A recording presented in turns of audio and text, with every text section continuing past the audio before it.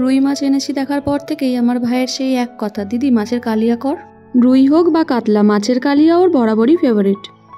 ভাইয়ের আবদার তো শুনতেই হবে, তাই মাছগুলোকে প্রথমে ভালো করে ধুয়ে নিয়ে তার মধ্যে লবণ ও হলুদ মাখিয়ে সেগুলো একে একে দিয়ে কড়াইয়ে ভালো করে ভেজে নিলাম। এরপর একটা মিডিয়াম সাইজের আলু কেটে সেটাকে কড়াইয়ে ভালো করে ভেজে তুলে নিলাম। আপনারা চাইলে আলুটা স্কিপ করতে পারেন। এরপর কড়াইয়ে দিয়ে দিলাম একটা তেজপাতা, দুটো এলাচ ও দারচিনি। একটু নাড়িয়ে চাড়িয়ে নিয়ে তার মধ্যে দিয়ে দিলাম পেঁয়াজ কুচি।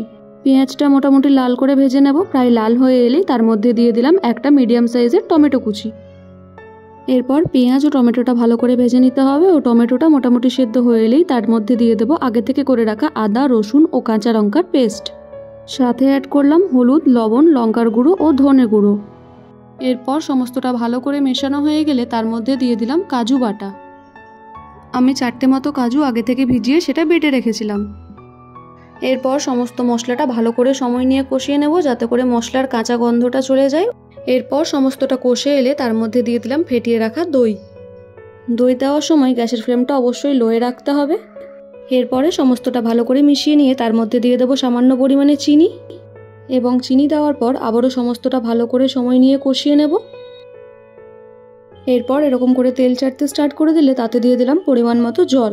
জল দেওয়ার পর মশলাগুলো ভালো করে মিশিয়ে নিয়ে তার মধ্যে একে একে আগে থেকে ভেজে রাখা আলুগুলো দিয়ে দিলাম ও তারপরে একে একে সেই ভেজে রাখা মাছগুলো দিয়ে গ্যাসের ফ্লেমটা মিডিয়াম করে ঢাকা দিয়ে সেটা ফুটতে দেব। 10 মিনিট পর ঢাকা খুলে দেখলাম আলুগুলোও প্রায় সেদ্ধ হয়ে গেছে ও রান্নাও প্রায় হয়ে এসেছে। এরপর তাতে দিয়ে দিলাম গুঁড়ো গরম মশলা ও সাথে দিয়ে দিলাম কিছু পরিমাণে ঘি। এরপর নামানোর আগে ধনেপাতা কুচি ছড়িয়ে গ্যাসের ফ্লেমটা বন্ধ করে ঢাকা দিয়ে সেটা আরও 5 থেকে 6 মিনিট মতো রেখে দিলাম। ব্যাস, আমাদের রুই মাছের কালিয়া রেডি। কিরে, কেমন হয়েছে খেতে? বলছি আরেক পিস পাওয়া যাবে?